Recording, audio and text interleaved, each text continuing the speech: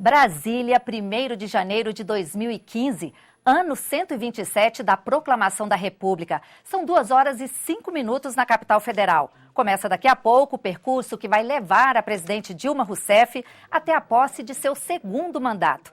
E a TV Senado vai transmitir ao vivo toda a cerimônia. Nossos repórteres, cinegrafistas e equipe técnica estão a postos para mostrar as imagens, trazer as informações, ouvir as autoridades neste dia em que o país reafirma a solidez de sua democracia. E nós já temos imagens ao vivo, imagens aí da esplanada, dos ministérios, as pessoas começando a chegar para prestigiar a posse, aí à frente do Palácio do Planalto.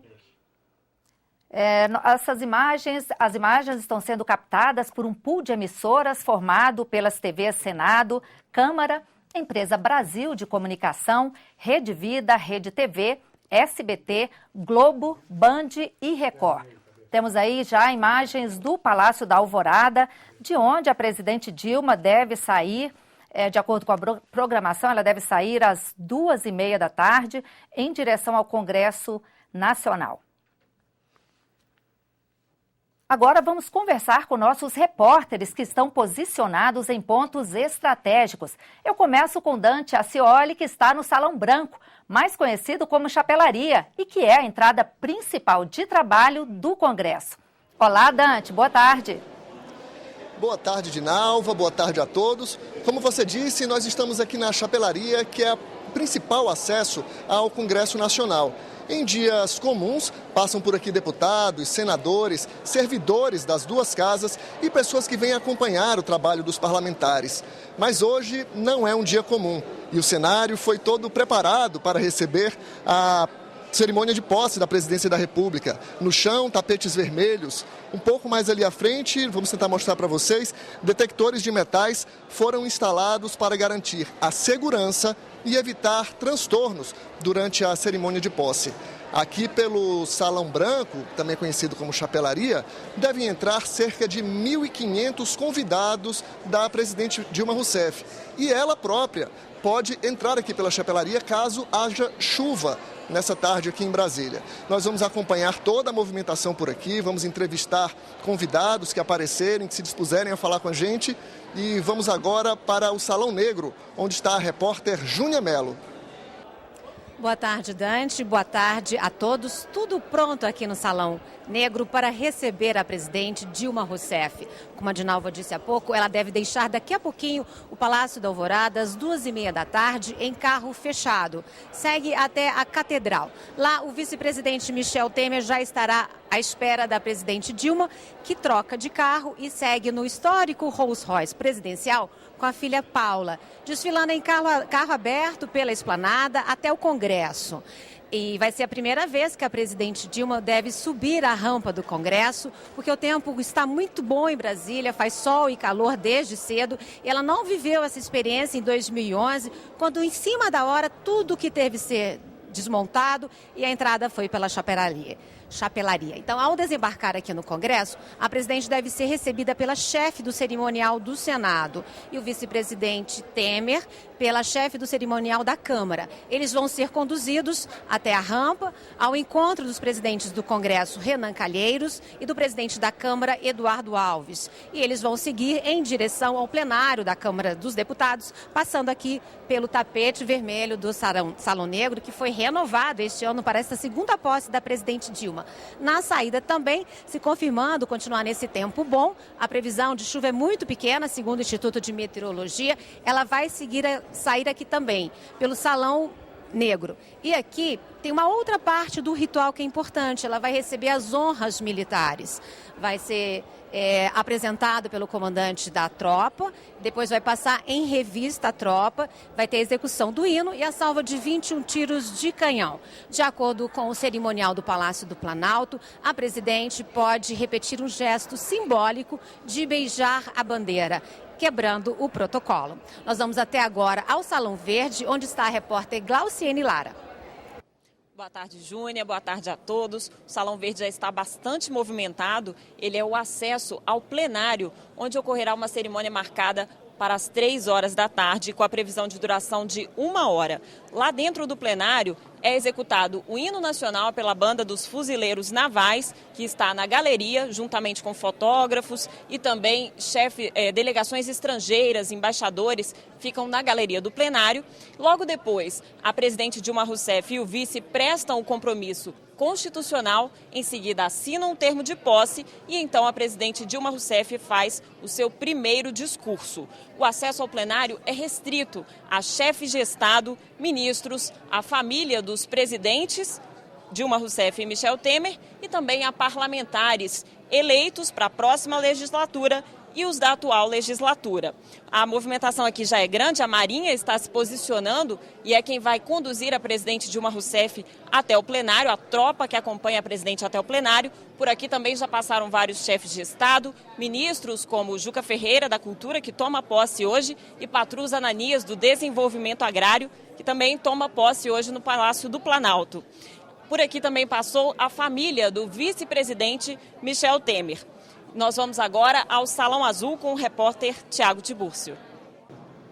Glaucene, aqui no Salão Azul será o primeiro local, depois que a presidente concluir o seu discurso de posse, que ela virá visitar o gabinete da presidência do Senado. Aqui, na verdade, não será uma visita política, mas a presidência do Senado vai funcionar como uma espécie de camarim, onde a presidente Dilma vai passar de 20 a 30 minutos descansando, pode até trocar de roupa se for o desejo dela, porque logo em seguida ela tem um compromisso muito importante fora aqui do Palácio do Congresso Nacional. Como já informamos aí com a repórter Júnia, ela seguirá em revista as tropas, porque já como presidente, já em posse, ela é a chefe das 3 Forças Armadas. E seguirá então para o Palácio do Planalto, onde lá no Palácio do Planalto falará breves palavras do parlatório para a população. O Partido dos Trabalhadores, partido da presidente, espera cerca de 30 mil pessoas lá na Praça dos Três Poderes. Essa é a informação oficial do PT. Voltamos ao estúdio. Obrigada, Tiago. E aqui no estúdio está comigo o consultor legislativo do Senado, Marcos Magalhães, que é doutor em História. Ao longo dessa transmissão, ele vai nos explicar os significados da cerimônia. Seja bem-vindo, professor, e muito obrigado pela sua presença aqui num feriado de Ano Novo. O evento da posse, essa cerimônia, ela é, antes de tudo, um evento simbólico. Sim, antes de tudo, boa tarde aos telespectadores, a você. Um sentido simbólico bem claro, pois ao mesmo tempo que ela se reporta ao passado, ao insistir na comemoração da ordem democrática, fundada com a nossa Constituição de 1988, ela aponta para o futuro no sentido de abrir as linhas maiores, as diretrizes maiores do próximo governo, o governo da presidente Dilma, na sua segunda gestão. Obrigado, Marcos. Daqui a pouco nós voltamos a falar sobre o simbolismo da cerimônia de posse, que tem no Congresso, é a parte mais importante, né, o momento mais solene. Nosso departamento de arte preparou uma animação do trajeto que a presidente segue até ser reconduzida ao cargo. Além do Congresso Nacional, haverá cerimônias no Palácio do Planalto e no Itamaraty. O percurso está marcado para começar às 2h30 da tarde. A presidente Dilma Rousseff sai do Palácio da Alvorada em carro fechado e segue até a Catedral. Aqui, Dilma troca de carro e vai até o Congresso Nacional no Rolls-Royce oficial da presidência. Às 15 horas está marcada a cerimônia no Congresso Nacional, onde a presidente faz o compromisso constitucional e é oficialmente empossada no cargo de presidente da República. Depois, segue para o Palácio do Planalto. Sobe a rampa, discursa no parlatório e dá posse aos ministros. A última cerimônia é no Itamaraty, um coquetel para receber os cumprimentos de chefes de Estado, delegações estrangeiras e outras autoridades. Segurança, cobertura da imprensa, o trabalho artesanal dos convites, as flores que decoram o Congresso. Orquestrar a festa envolve muita gente e exige afinação. No Congresso, a preparação começou em fevereiro. Depois, o cerimonial do Senado se uniu à equipe da Câmara dos Deputados, do Palácio do Planalto, do Itamaraty e das Forças Armadas para organizar a segunda posse da presidente da República, Dilma Rousseff. Todos os detalhes são repassados e repassados diversas vezes. É feito precursor, é feito um ensaio geral de todos os passos para que a gente não tenha nenhuma dúvida e nenhum erro. Cada cerimonial tem um papel na solenidade, mas a coordenação de todo o evento é do Itamaraty. O ministro Fernando Igreja recebeu esta missão. Nós temos de coordenar para que esse movimento seja harmônico, seja preciso, não haja atrasos, não haja atropelos.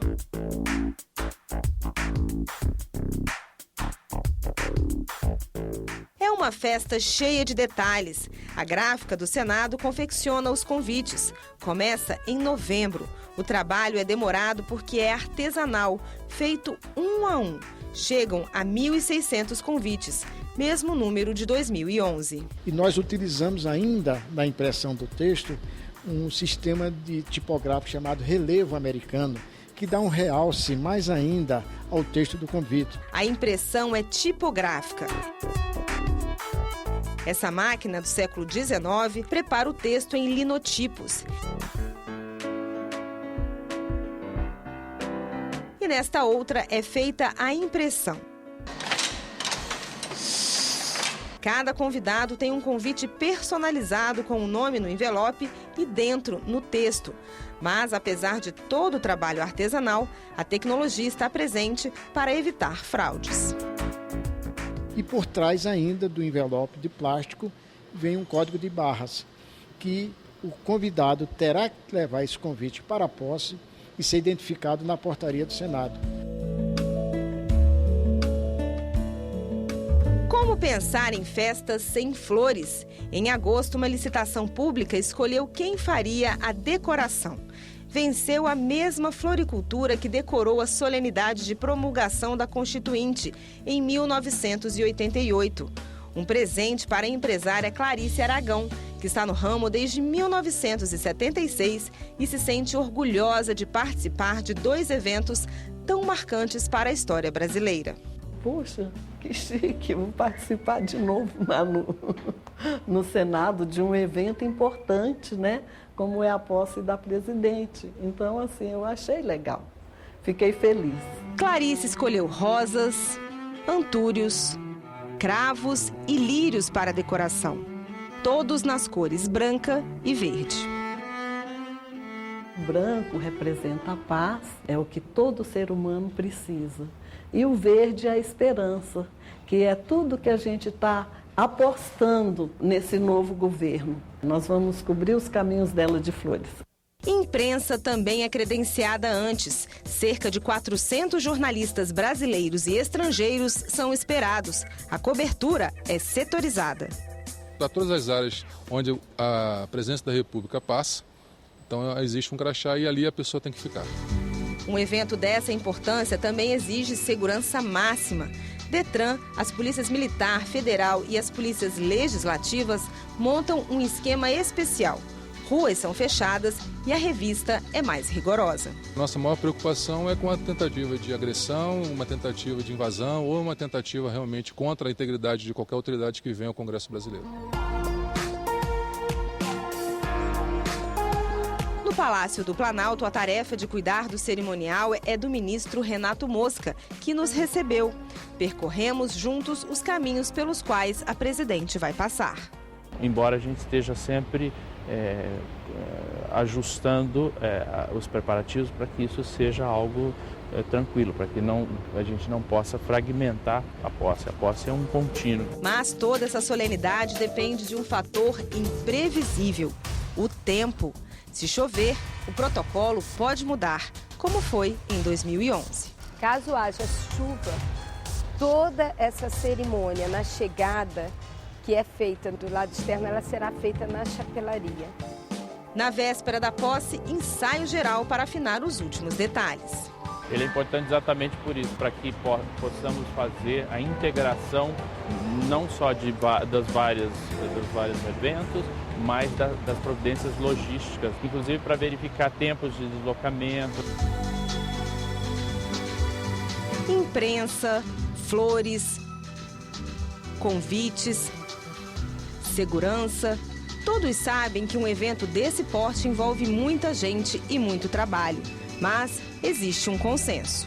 E a gente sente um orgulho muito grande de estar trabalhando no Senado Federal, de estar prestando um serviço para a democracia brasileira, que é a posse do presidente da República. Dá um peso, uma responsabilidade, mas também dá um orgulho muito grande. Eu faço parte pelo fato de ser uma cidadã brasileira, né? Toda vez que um presidente eleito toma posse, é um momento histórico. E a gente fazer parte da história é muito bom. Toda a equipe envolvida vai trabalhar em harmonia, em conjunto, com o mesmo objetivo, que é fazer da festa uma grande festa popular.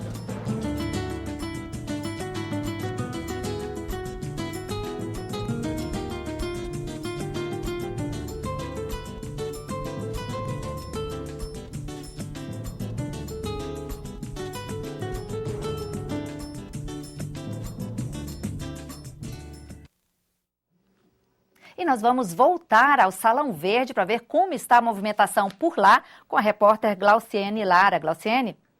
Dinalva, o Salão Verde já está bem cheio por causa dos convidados que chegam por aqui. E os senadores também estão chegando. Eu estou aqui com a senadora Ana Rita, do PT do Espírito Santo. Senadora, boa tarde. Boa tarde. Qual a expectativa da senhora para esse segundo mandato da presidente Dilma Rousseff, que tende a ser um mandato um pouco mais difícil que o primeiro, né? Pelo menos o clima político é um pouco mais difícil, né, senadora? Nós esperamos com certeza que será um mandato onde ela vai poder avançar muito mais, vai poder fortalecer as políticas públicas já existentes, mas ampliando para atender mais a população, apesar das dificuldades que nós sabemos que teremos. Mas a presidenta Dilma está montando uma equipe que eu acredito que vai poder contribuir muito com isso. E a população brasileira que elegeu a presidenta Dilma vai contribuir também. Então, eu penso que será um mandato vitorioso e que a população, a organização do nosso povo vai também ajudar. A senhora ficou 4 anos aqui no Senado, né? Encerra o mandato agora em fevereiro. E nesses 4 anos, a grande bandeira da senhora, a atuação principal, foi na área do enfrentamento da violência contra as mulheres. Nessa área especificamente, o que o governo Dilma precisa fazer para avançar? Olha, eu acho que além de fortalecer as políticas já existentes, é importante que a Casa da Mulher Brasileira, que é um projeto criado por ela, se amplie para todas as capitais brasileiras. É uma política importante de enfrentamento à violência contra as mulheres. Esperamos também que os projetos em tramitação no Congresso Nacional, fruto de discussões que foram feitas através da CPMI, junto com o governo, com a participação efetiva da SPM, também possam ser aprovados e que haja um investimento financeiro maior, que o orçamento destinado para as políticas públicas possa ser fortalecido para atender, inclusive, as demandas que vêm dos estados.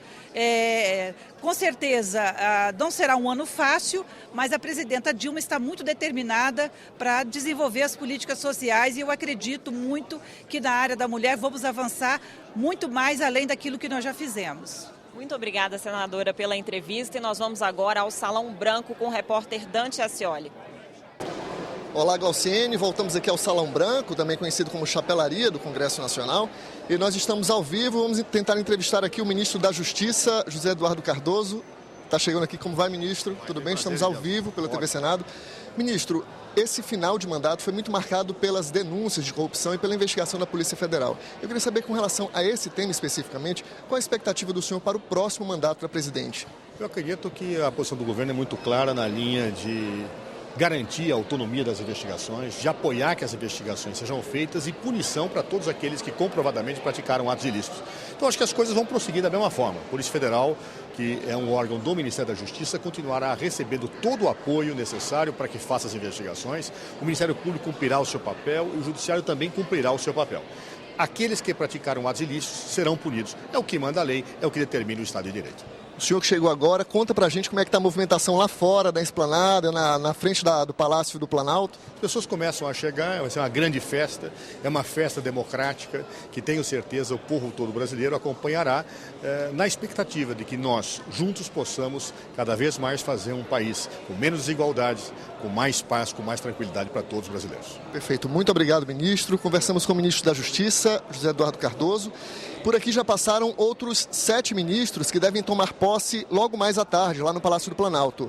Tereza Campelo, do Desenvolvimento Social, Juca Ferreira, da Cultura, Luiz Adams, da Advocacia Geral da União, Aloysio Mercadante, da Casa Civil, Patrus Ananias, do Desenvolvimento Agrário, Aldo Rebelo, da Ciência e Tecnologia, e Isabela Teixeira, do Meio Ambiente. Nós vamos agora para o Salão Azul com o repórter Tiago Tibúrcio.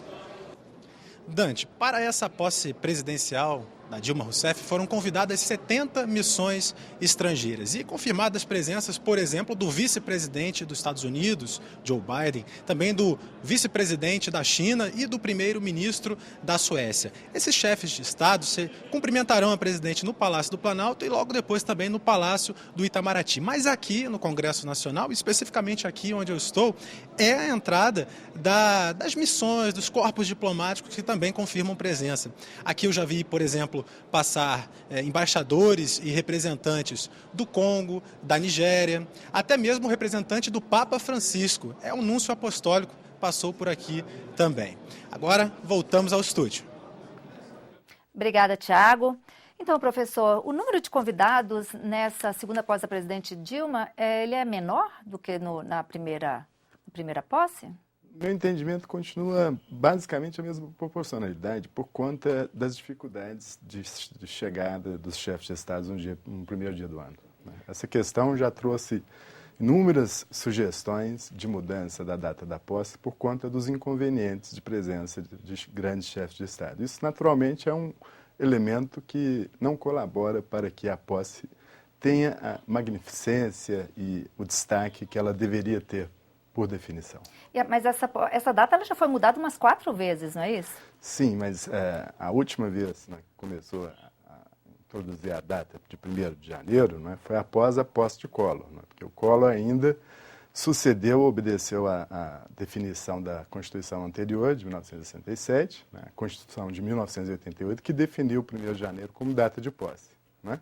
Então, a posse Collor, naturalmente, teve o interregno do impeachment, que também não coincidiu com o 1º de janeiro, mas após Itamar Franco, aí sim, Fernando Henrique Cardoso foi o primeiro presidente brasileiro a assumir na data 1º de janeiro.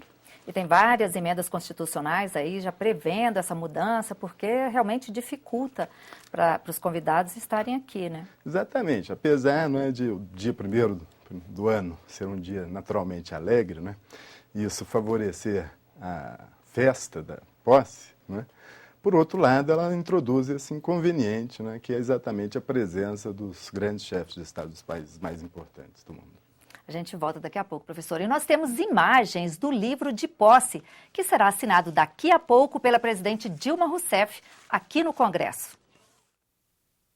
Ao assinar o livro, o governante assume o compromisso de governar o país. O primeiro presidente a rubricar o termo de posse foi o Marechal Deodoro da Fonseca, em 1891. Este já é o 2º volume. Os 2 ficam guardados aqui no Senado, numa sala climatizada para preservar a história da República. E nós voltamos agora com a repórter Glauciene Lara no Salão Verde. Glauciene? Dinalva, eu estou aqui com o deputado Paulo Teixeira, do PT de São Paulo, e nós vamos conversar um pouco sobre a recomposição da base aliada aqui no Congresso. As relações institucionais do governo com a base aqui no Congresso, no final do mandato, ficaram um pouco atropeladas em função da própria eleição, né, deputado? Como é que vai ser essa recomposição aí com a indicação do ministro Pepe Vargas para as relações institucionais? Inicialmente, todo final de mandato há um problema, porque parte dos parlamentares não se elegeram e aí é uma dispersão total na base, Eu creio que agora a recomposição da base se deu através da escolha dos ministérios, A presidenta Dilma Rousseff terá forte apoio no Congresso Nacional. E o ministro Pepe Vargas é um ministro experiente, é um ministro que tem também muita facilidade de trânsito, muito ponderado e acho que vai fazer bem o papel de coordenar essa relação do governo com o Congresso Nacional. Inclusive na relação do PT com o PMDB aqui na Câmara, que é uma relação mais complicada? O PT e o PMDB fazem parte da base, da mesma base. O PMDB é governo. O vice-presidente Michel Temer é do PMDB, presidente do PMDB e vice-presidente da República. Então nós teremos um acordo, né, para conduzir o governo juntos, né? Eu creio que aqueles segmentos do PMDB que eventualmente não estejam com o governo, eles serão minoritários ao longo do tempo. Como é que o senhor avalia a escolha ministerial? Dos 39 ministros, o PT ficou com 13 e 13 foram reconduzidos ao cargo. O senhor avalia que essa escolha foi suficiente, foi satisfatória para que a base aliada seja recomposta aqui no Congresso? Do ponto de vista da base, a base terá grande participação do governo. Por isso que eu acho que a presidenta terá grande apoio no Congresso Nacional. Do ponto de vista do PT, o PT terá ministérios importantes, né? Terá o Ministério da Casa Civil, os ministérios palacianos, SRI, Secretaria-Geral, Ministério da Justiça, Saúde, MDA, MDS, Cultura. Então nós teremos boa e importante participação do governo. Acho que o PT tem que estar satisfeito pela sua participação no governo. Muito obrigada pela entrevista, deputado. Voltamos ao estúdio de Nalva. Obrigada, Glauciene. Professor, voltando aí à questão do ritual. É uma cerimônia com muitos rituais, um ritual extenso, mas não foi sempre assim, não é isso? Certamente. O ritual da posse presidencial é regulamentado por um decreto da época do presidente Médici, considerado o período mais negro da ditadura militar no Brasil. Qual era a preocupação principal desse decreto?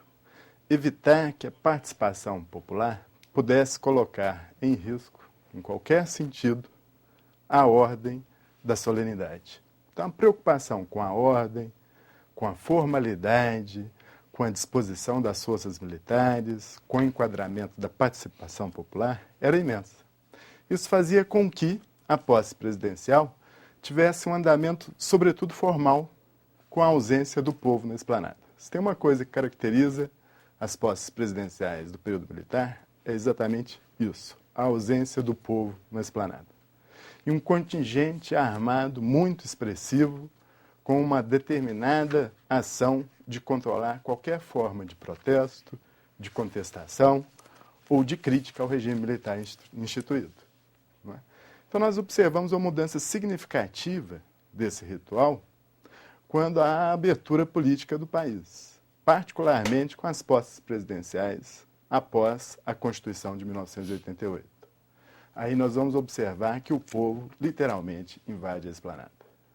Ok, a gente volta a falar disso depois, porque agora nós vamos conversar com a repórter Júnia Mello, que está no Salão Negro do Congresso. Júnia? E cresce a movimentação aqui no Salão Negro de Nalva, faltando aí pouco mais de meia hora para o início da solenidade no Congresso. O Batalhão de Infantaria da Aeronáutica de Brasília já está a postos aqui, perfilados no salão, no tapete vermelho. Os Dragões da Independência também já estão posicionados na rampa do Congresso e 450 jornalistas estão credenciados para a cobertura da posse presidencial. Essa aqui é a área reservada no Salão Negro. O Salão Nobre foi reservado para a presença do presidente do Supremo Tribunal Federal, que já está a caminho. Ele vai compor a mesa e vai ficar no Salão Nobre daqui a pouquinho. Nós temos a expectativa de conversar com ele. O Salão Nobre da Câmara foi destinado, reservado para as mulheres dos chefes de Estado que já chegaram. Muitas delegações estrangeiras já passaram por aqui. Eles estão seguindo para a galeria da Câmara, onde vão acompanhar a solenidade. Daqui a pouquinho a gente volta com mais informações na cobertura da posse presidencial do segundo mandato da presidente Dilma. Agora é com você, Dinalva. Obrigada, Júnia. Nós vamos chamar de novo a repórter Glauciene Lara no Salão Verde. Glauciene?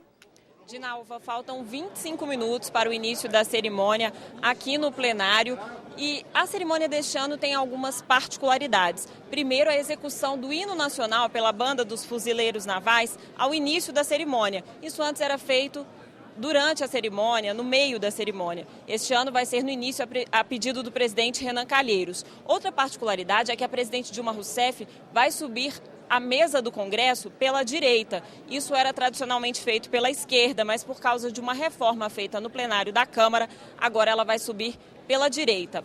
Também haverá um beijo à bandeira nacional a pedido da presidente Dilma Rousseff no momento de revista às tropas. E outra particularidade é a questão das delegações estrangeiras. Mais de 60 foram convidadas, só que chefes de Estado nós só temos 11 chefes de Estado e de governo, um número menor do que os presidentes e primeiros ministros de 2011, em que foram 19. Aqui no Salão Verde a movimentação já está bem grande, a Marinha, que vai conduzir a presidente até o plenário, já está posicionada, vários ministros parlamentares passando, também chefes de Estado, convidados e os jornalistas que estão aqui no Salão Verde se concentram aqui, já que não têm acesso ao plenário. Voltamos ao estúdio com a Dinalva. Obrigada, Glauciene. Agora a gente vai dar um pulinho na chapelaria com o repórter Dante Ascioli para ver como está a movimentação por lá. Dante? Olá, Dinalva. Nós estamos aqui com a senadora Gleice Hoffmann, do PT.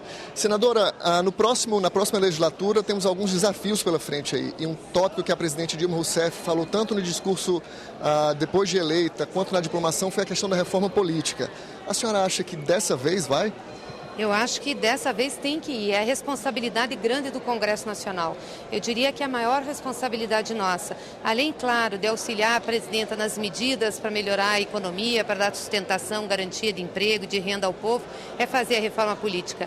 Garantir que a gente tenha melhores condições de fazer as campanhas eleitorais, acabar com o financiamento privado, acabar com as coligações proporcionais e, de fato, estimular mais a participação popular.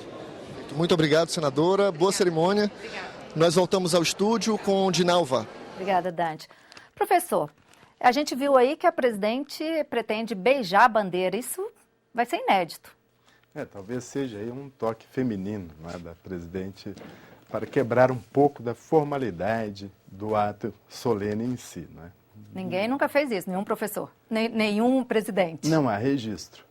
Mas, de toda maneira, é uma forma muito simpática de demonstrar apego público ao símbolo maior da nossa nacionalidade. E um toque feminino, a posse, né? Sem dúvida, um gesto de carinho, né?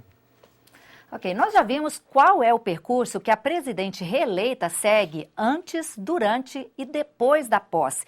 Mostramos os detalhes dos preparativos e o último ensaio. Agora vamos entender esse ritual cheio de cerimônias e significados.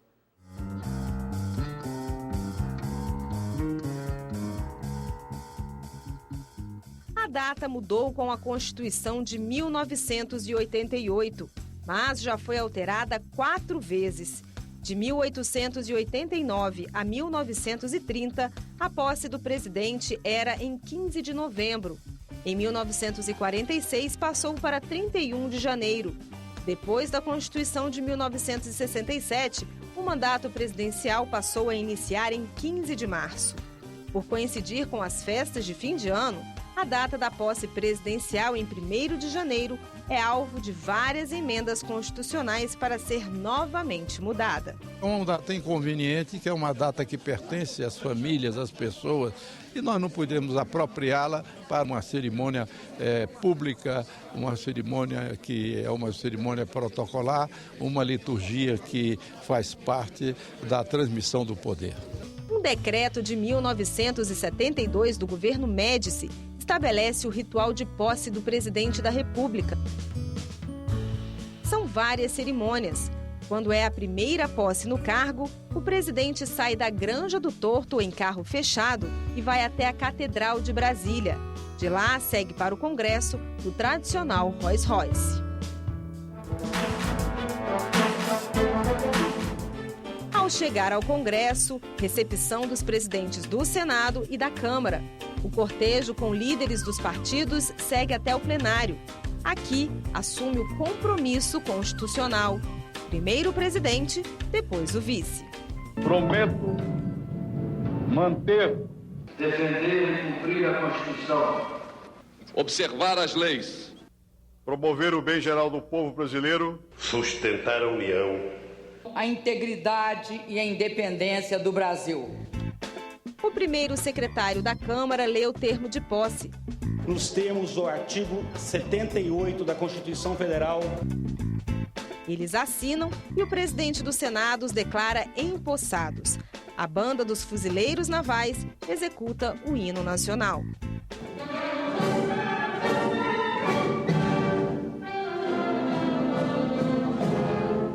Depois da cerimônia, o discurso de posse diante dos parlamentares e dos convidados brasileiros e estrangeiros. O presidente sinaliza suas metas para o mandato que acaba de assumir. Em seguida, a descida da rampa.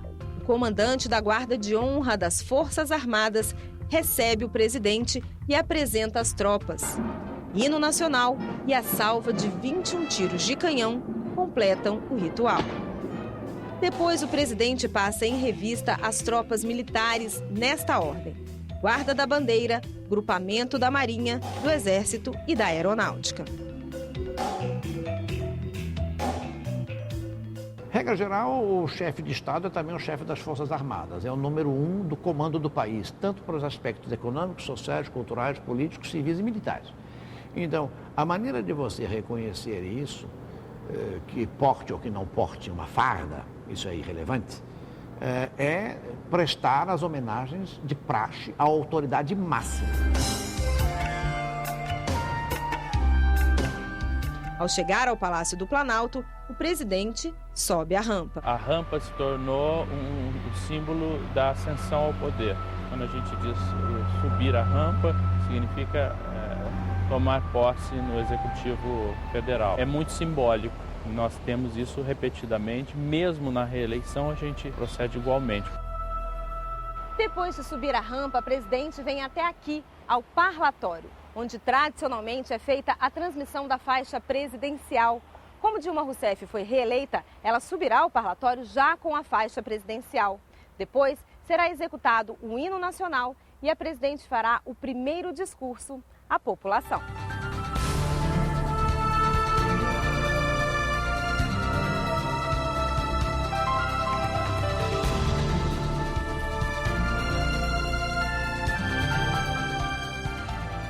No Salão Nobre do Palácio do Planalto, os ministros tomam posse e é feita a foto oficial.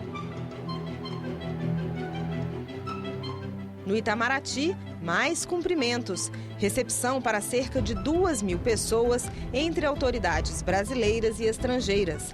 Essa é a última solenidade da posse. Aqui as autoridades estrangeiras virão simplesmente assistir, né? Participar e assistir essa festa que é do povo brasileiro. Ritual para quem chega e para quem se despede do poder. Cenas que ficam na memória. Desci a rampa, quando estava no meio da rampa, instintivamente puxei o meu lenço. Adeus, eu estou saindo do governo. E deu-se um milagre. As duas facções que estavam na frente, com aquele meu gesto, começaram a me aplaudir, compreendeu? Eu acho que uma solidariedade humana, compreendendo o momento do presidente que estava saindo, e ao mesmo tempo eu vi os meus ministros, os jornalistas que tinham durante todo o tempo coberto o governo, alguns duramente, chorarem e me abraçarem, e foi um clima que me comoveu muito.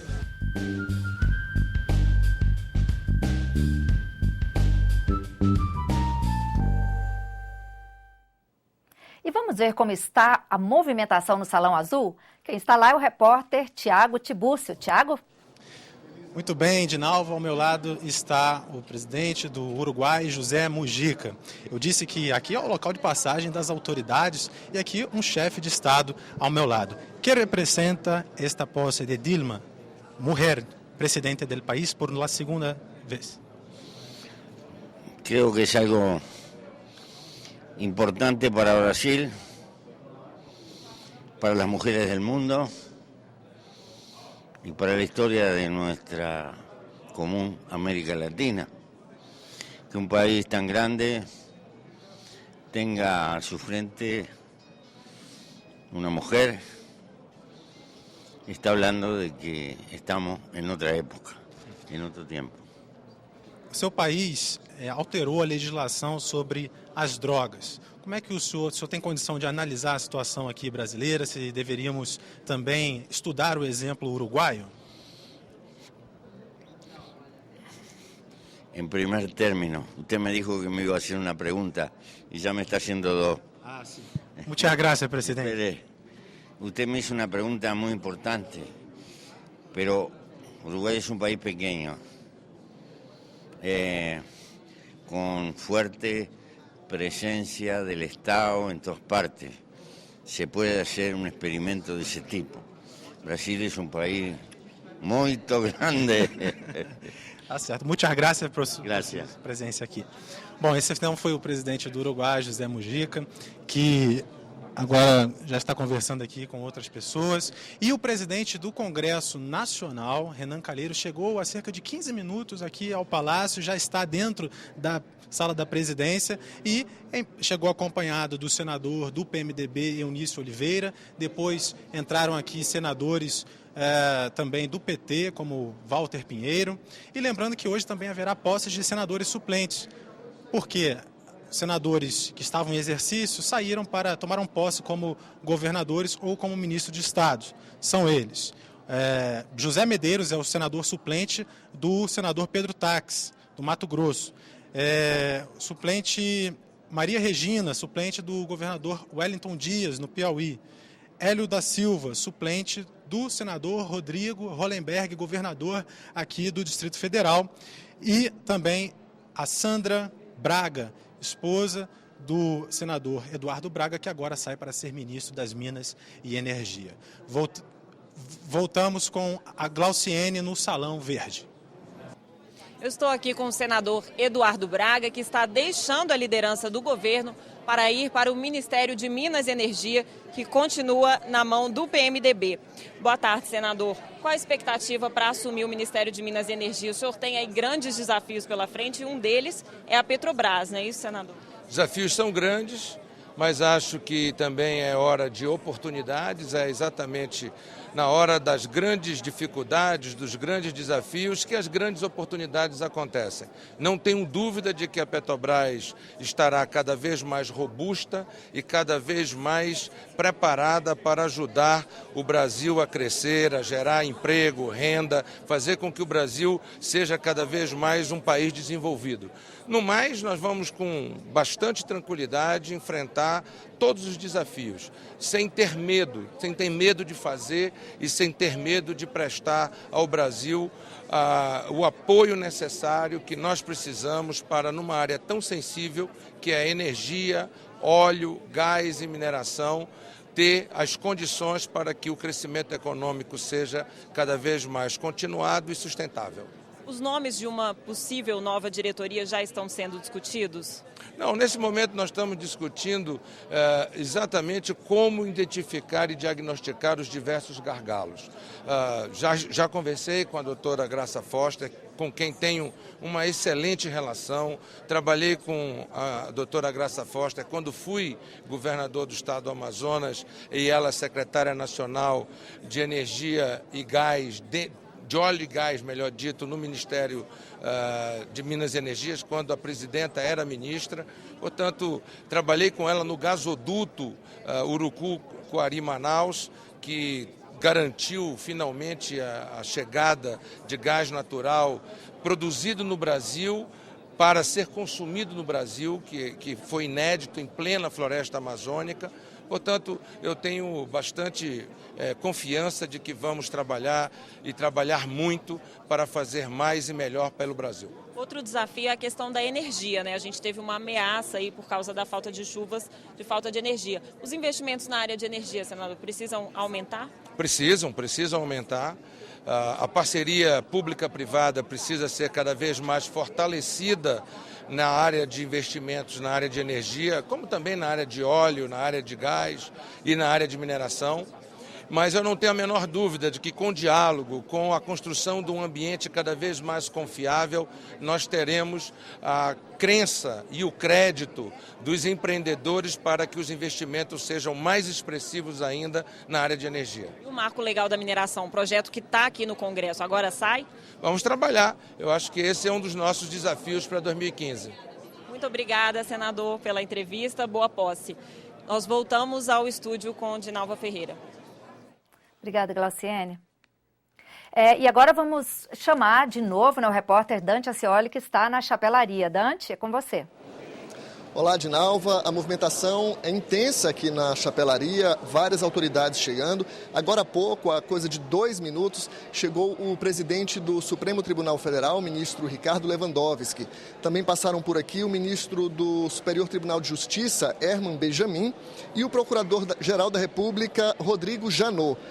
Também já passou por aqui, como o Tiago Tiburcio anunciou agora há pouco, o presidente do Senado, Renan Calheiros, que não falou com a imprensa, e o presidente da Câmara dos Deputados, Henrique Eduardo Alves. Ele veio acompanhado de Eduardo Cunha, que é o candidato do PMDB à presidência da Câmara.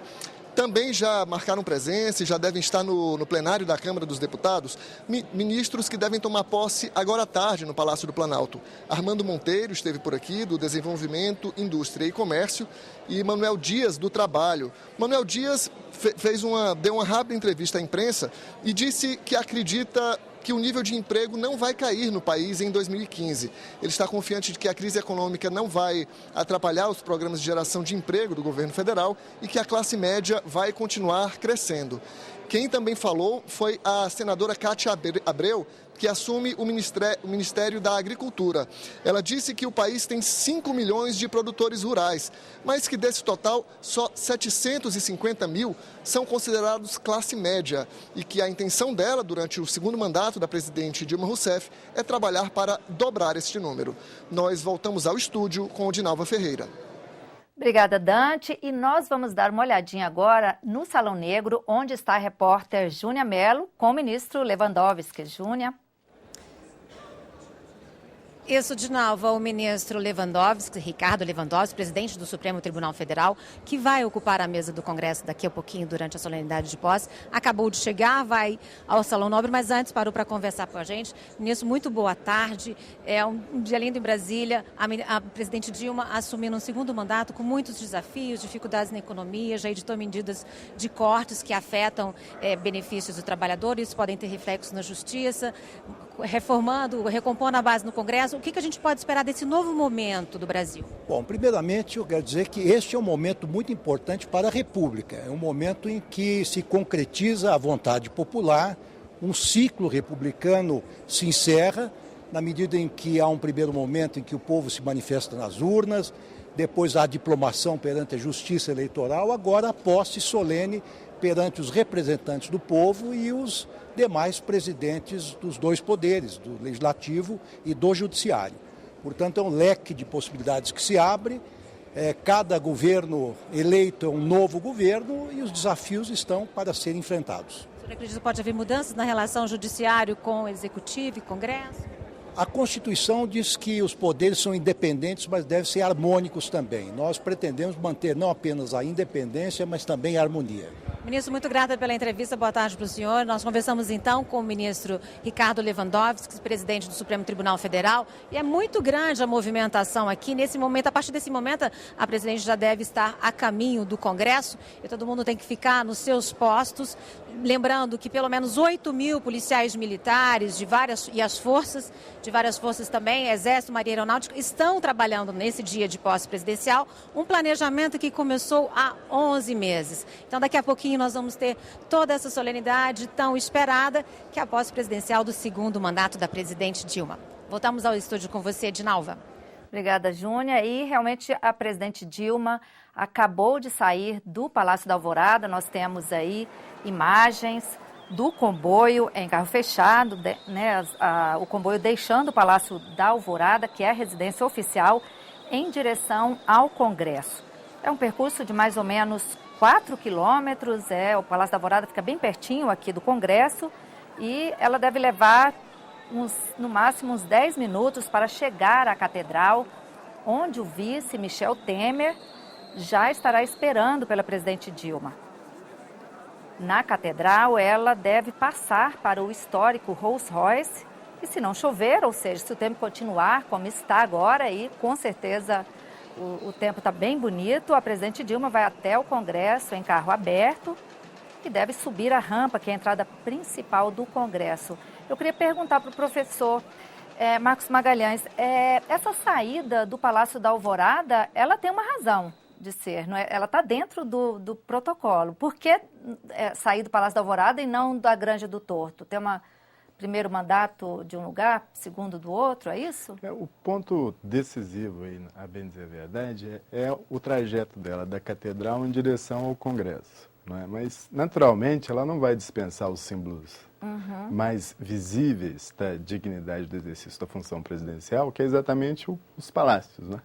Dessa forma, foi pensado por Niemeyer, quando criou Brasília, né, atestar de uma forma simbólica, por meio da arquitetura, não é, a dignidade dos poderes. A Praça dos Três Poderes, os palácios, todos eles conversam entre si. Obrigada, professor. E a gente vai chamar agora a repórter Glauciane Lara, que está lá, continua lá no Salão Verde, que está ali com o senador Randolph. Dinalva, eu estou aqui com um dos poucos parlamentares de oposição, acho que até agora o único que eu vi aqui de oposição aqui na posse presidencial, que é o senador Randolph Rodrigues, do PSOL do Amapá. Boa tarde, senador Randolph. Como é que o senhor espera que vai ser a relação do Congresso com o governo da presidente Dilma Rousseff esse segundo mandato? Vai ser uma relação mais complicada do que no primeiro? Tem que ser como deve ser a relação do parlamento. O parlamento, nas democracias, cumpre o papel de fiscalizar o executivo. A presidente foi reeleita sobre um forte clamor popular de mobilização, mas também existe uma grande expectativa em que, nas palavras da presidente na diplomação, exista um pacto nacional contra a corrupção neste segundo mandato da presidente. E um pacto nacional envolve todos os poderes em um Estado democrático de direito. O Ministério Público, o Poder Judiciário, o Legislativo e o Executivo. E isso é um compromisso de nós todos. E, fundamentalmente, um governo que iniciou um ciclo de conquistas sociais não pode iniciar uma nova fase da história republicana retrocedendo nessas conquistas sociais e, notadamente, nos direitos trabalhistas. Então, eu quero acreditar que a palavra de ordem deste segundo mandato da presidente Dilma deve ser nenhum passo atrás nos direitos dos trabalhadores, nas conquistas sociais e uma mobilização nacional contra a corrupção. Muito obrigada, senador. Eu que agradeço. Obrigada, Glauciane. E nós temos imagens agora do nosso pool, o comboio que traz a presidente Dilma para o Congresso, já está ali na esplanada dos ministérios. Eles já se aproximam da Catedral. Como já dissemos, na Catedral a presidente troca de carro. Ela vai passar para o Rolls Royce presidencial. O vice Michel Temer já deve estar aguardando por ela na Catedral. Aí o policiamento na Catedral. Bom, e a repórter Karine Beluso está do lado de fora do Congresso Nacional, acompanhando a movimentação das pessoas que vieram assistir à cerimônia de posse. Falta pouco para a presidente reeleita Dilma Rousseff chegar ao Congresso Nacional para prestar o compromisso constitucional de posse. O público começa a chegar agora aqui do lado de fora. A movimentação ainda não é tão grande, mas a Polícia Militar, que disponibilizou 2.500 homens para prestar a segurança durante o evento, espera mais de 12 mil pessoas. Segundo a PM, mais de 500 ônibus de todo o país chegariam à capital federal entre ontem e hoje. Como o tempo está bom, sem previsão de chuva, na altura da Catedral, Dilma Rousseff trocará de carro, virá de Rolls Royce. Em seguida, logo atrás, virá o vice-presidente Michel Temer. Os dois entrarão pelo Salão Negro do Congresso Nacional. TV Senado na posse presidencial. E vamos voltar mais uma vez ao Salão Verde com a repórter Glauciane Lara. Nós estamos aqui com o ministro da Saúde, Arthur Quioro.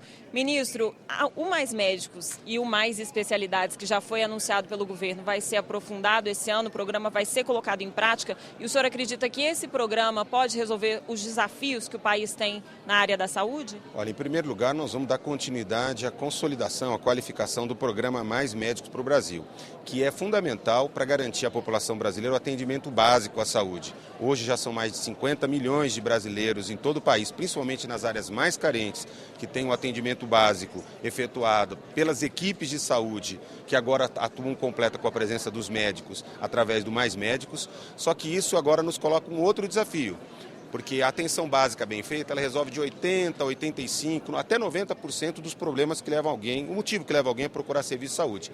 Só que um número percentual de pessoas vão precisar o acesso aos especialistas. Então, o Mais Especialidade, ele vai entrar exatamente no sistema para poder garantir o acesso resolutivo, qualificado, aos brasileiros para as especialidades médicas. Nós temos tanto as especialidades mais resolutivas, cirúrgicas, em que consulta, o procedimento, os exames complementares, a reabilitação integradas vão ser fundamentais para resolver rapidamente o problema, e vamos também ter as especialidades que vão exigir o acompanhamento por toda a vida, doenças crônicas, por exemplo, mas com a presença do especialista. E isso que nós estamos agora em processo de implementação e vamos trabalhar ao longo desse ano de 2015 com prioridade. Na questão do financiamento, há rumores do retorno da CPMF, isso se fundamenta? Olha, na verdade, esse processo já começa a ser discutido de fato no Congresso Nacional. Alguns governadores, alguns prefeitos de capitais têm me procurado para fazer essa discussão, sentir qual seria a posição do governo, e cabe à sociedade brasileira e ao Congresso Nacional discutir qual é o padrão de financiamento que se quer. Nós queremos um sistema universal, queremos um sistema integral, queremos incorporação das mais modernas tecnologias. Reconhecemos que a nossa população envelhece, portanto, vai exigir cuidados cada vez mais importantes de saúde natural do processo de envelhecimento. Portanto, a sociedade brasileira, a despeito do que também tem acontecido com outros países, vai ter que discutir qual é o padrão de financiamento que é para o seu sistema de saúde. Muito obrigada, ministro. Dinalva. Obrigada, Glauciane. Nós já temos imagens ali, a presidente Dilma já está no Rolls Royce, já trocou de carro, portanto, já está se aproximando aqui do Congresso Nacional. Ela está com a filha Paula, como da primeira vez, né, na primeira posse, em 2011. Esse carro, o Rolls Royce, ele tem uma história interessante, né, professor? Ele vem do período do Getúlio Vargas, né? É certo que sempre foi utilizado nas posses presidenciais desde então. O mais interessante aqui é que ele assume um caráter mais magnificente ainda, em razão do lugar onde a cerimônia de posse ocorre, não é? Acho que Niemeyer foi muito feliz em aproveitar o espaço inteiro, né, dos monumentos para garantir exatamente esse, vamos dizer, reforçar o caráter simbólico, né, da relação entre os três poderes, o poder legislativo, o executivo e o judiciário, na Praça dos Três Poderes. No centro deles, naturalmente, o Congresso Nacional como a sede da representação popular. Isso é reforçado simbolicamente no ato da posse presidencial, como nós podemos observar.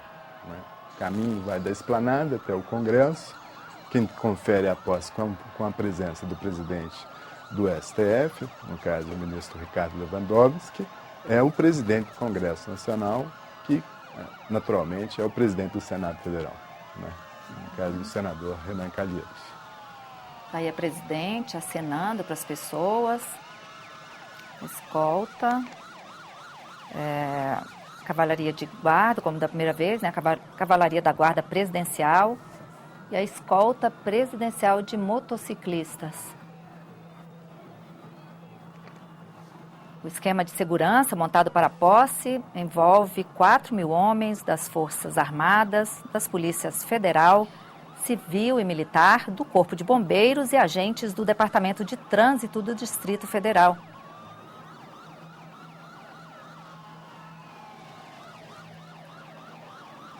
Uma curiosidade, professor, quando é que as posses, a gente vê aí caravanas que vieram para prestigiar a posse da presidente Dilma, quando é que as posses presidenciais elas começaram a ter essa participação popular como é hoje? parece bastante certo que, no período da ditadura militar, inaugurada com o golpe de 1964, até a transição para a ordem democrática, que nós geralmente reconhecemos como período de eleição de Tancredo Neves no colégio eleitoral, em 1985, nós observamos que o grande ausente das cerimônias de posse que ocorriam em Brasília é exatamente o povo. Estava completamente ausente.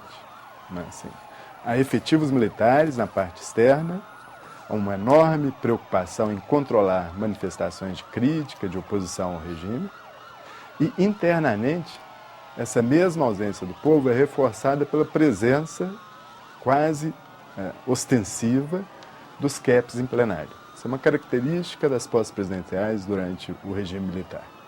No ambiente do plenário do Congresso, as primeiras fileiras quase sempre eram ocupadas pelos militares.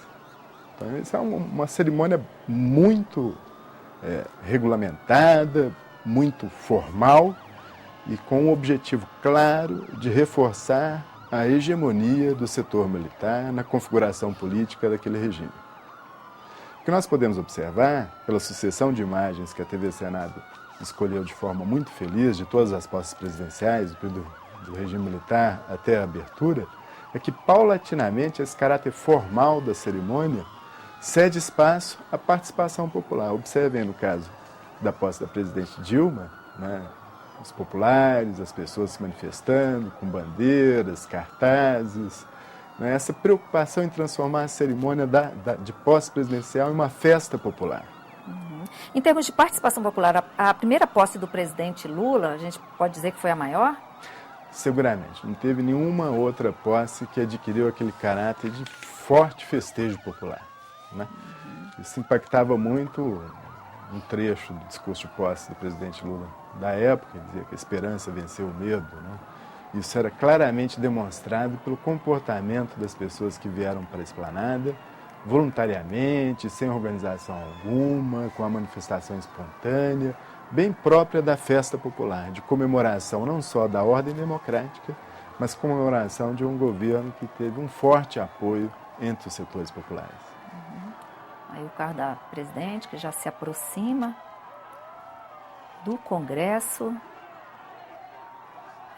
O presidente está no carro na frente, no Rolls Royce, atrás, o vice Michel Temer. Eles serão recebidos, ela e o vice Michel Temer serão recebidos pelo presidente do Senado, Renan Calheiros, e pelo presidente da Câmara, Henrique Eduardo Alves. Muitas bandeiras.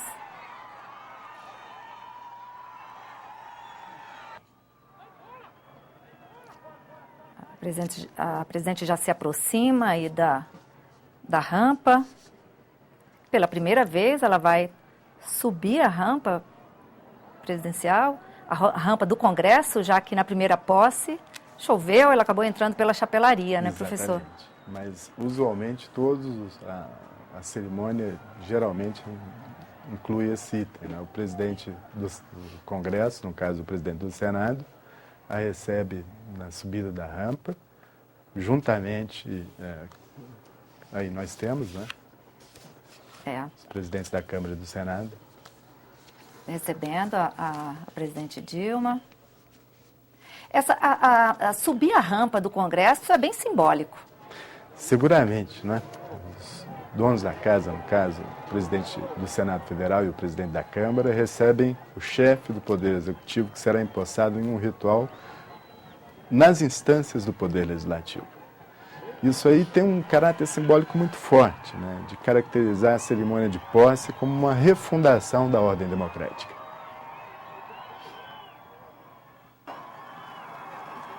Aí a presidente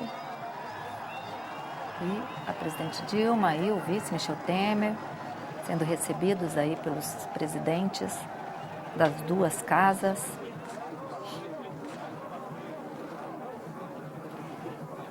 E as linhas da arquitetura de Niemeyer favorecem essa plasticidade da cerimônia de posse presidencial, transformando-a seguramente em uma das cerimônias mais bonitas do mundo inteiro.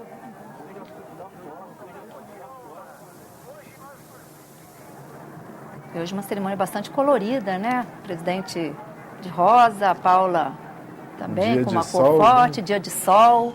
Quer dizer, o sol torna a cerimônia bem mais bonita, né?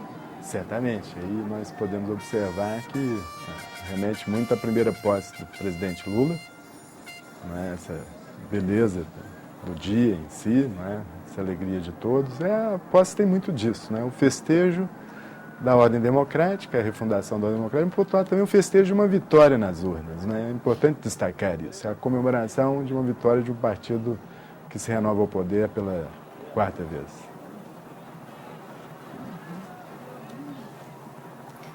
Os 4, né, eles vão passar ali já estão entrando no Congresso, cumprimenta parlamentares.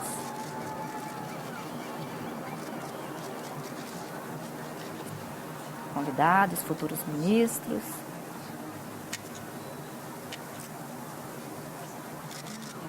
Daí, do Salão Negro, eles vão passar pelo Salão Verde e vão para o plenário da Câmara. As posses hoje, elas acontecem no plenário da Câmara, mas não foi sempre assim. As posses já aconteceram no plenário do Senado também, antigamente. Algumas vezes até durante o regime militar, excepcionalmente no Palácio Monroe, que era a antiga sede do Senado, quando o Congresso estava encerrado por conta de uma das 3 ocasiões em que a ditadura militar encerrou as atividades legislativas do Congresso Nacional, né? Mas, sem dúvida alguma, né, o fato de ocorrer no plenário da Câmara, naturalmente, explica-se pela sua maior dimensão, acomoda melhor as pessoas, né? E oferece um lugar mais cômodo também, né? Geralmente as sessões conjuntas do Congresso são sempre feitas no plenário da Câmara.